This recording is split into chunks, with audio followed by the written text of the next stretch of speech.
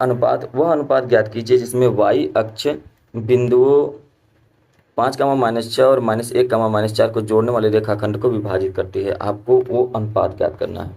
ठीक है, तो कल ही मैंने बताया था कि यदि एक रेखाखंड इस तरीके से है, यहाँ पर दो बिंदु हम बना लेते हैं कि एक बिंदु यहाँ पर A है जो कि 5, -6 है, और दूसरा जो बिंदु है यहाँ पे B है जो कि -1, -4 है, दो बिंदु है। तो एक बिंदु हम कहीं पर भी अनुपात के लिए बना लेते हैं, ये C है जो कि x, y है। लेकिन यहाँ पे ध्यान रखें कि जब y अक्ष कहता है तो x 0 हो जाता है, और जब x अक्ष कहता है तो y 0 हो जाता है। तो x, y मतलब x का मान 0 हो जाएगा। ठीक है, तो यहाँ पर देखिए, यहाँ पर ये m1 हो गया और ये m2 हो गया, इन्हीं दोनों का अनुपात निकालना है। ठीक है, और अगर आप ध्यान से देखें तो यहाँ पर x1, y1, ये x2 और ये y2 हो जाएगा। x1, y1, x2, y2 हो जाएगा, सबका मान निकल गया। तो अब हमको फॉर्मूला पता है, क्या पता है, क्या करना होता है, तो आप कहेंगे कि आपको एक ही मान निकालना है, y का निकालना है जो कि x है ना।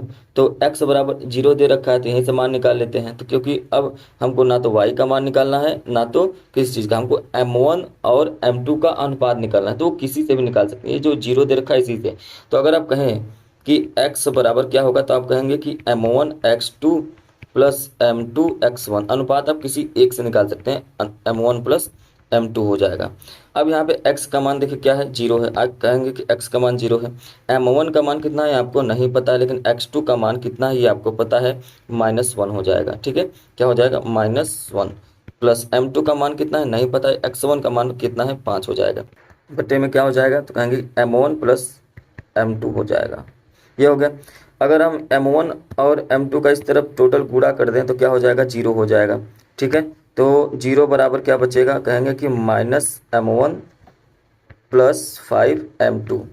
तो अब यहाँ पे देखिए ये -1 है ना, तो इसको क्या करेंगे, 5m2 को इस तरफ भेज देंगे, तो -5m2 बराबर -1m1 है।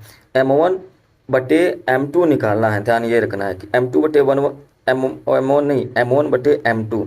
तो m1 यही रहने देते हैं, बटे में m2 कर लेते हैं। ध्यान से देखिए कि यहाँ पर -5 था, -1 को इस तरफ भेज देंगे तो माइनस से माइनस कट जाएगा, 5:1।